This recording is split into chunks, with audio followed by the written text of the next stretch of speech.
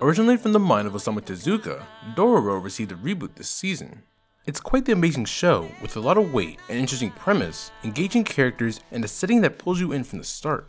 I really enjoyed it, but there is something outside the previously mentioned strengths that made me love Dororo. That is, the opening. Dororo's opening is one of my favorite in a while, and it might be the best this season. But what about it works so well?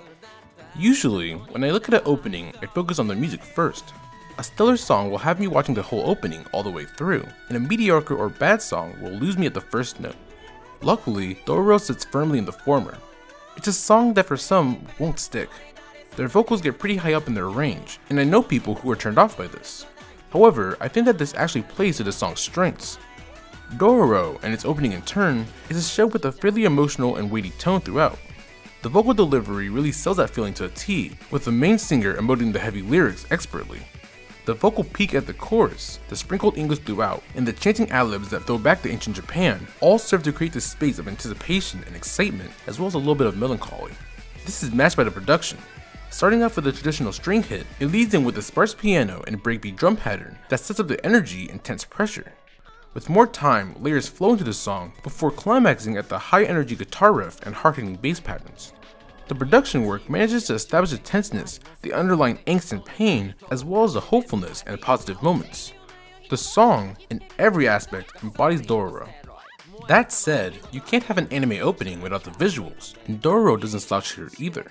It creates a mood with a washed out, parchment-like background and dimming filter that covers the characters. It also features footage that runs on top of other characters that gives a depiction of inner feelings and future conflicts that is perfectly executed. A lot of the shots and transitions felt effortless, flowing into each other without feeling jarring. The opening visually depicts the emotions of the song to a T.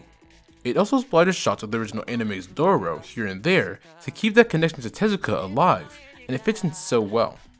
This isn't even mentioning the fight choreography featured at the climax that showcases Hyakimaru's strengths, nor the stellar fire or electrical effects that are imposed on top of characters to ascend their place in the story. The song may sell the opening, but the visuals are the reinsurance that keep you from checking it out. Dororo's opening is quite the sight for sore eyes. With an amazing, emotional, and generally well-produced song, and fluid, eye-catching visuals to match, it's hard for me not to recommend this to everyone. There are only a few openings this season that even stand up to it, and even then it's in a class of its own. If you have the chance, check it out, and while you're at it, give Dororo a shot as well if you haven't seen it already. It's as amazing as the opening is. Hey guys, thanks for watching. If you enjoyed it, like, subscribe, and share with your friends. If you want more videos like this, check out my Awesome Zoroku video or my video on I Want to Eat Your Pancreas. See you guys again soon. Peace.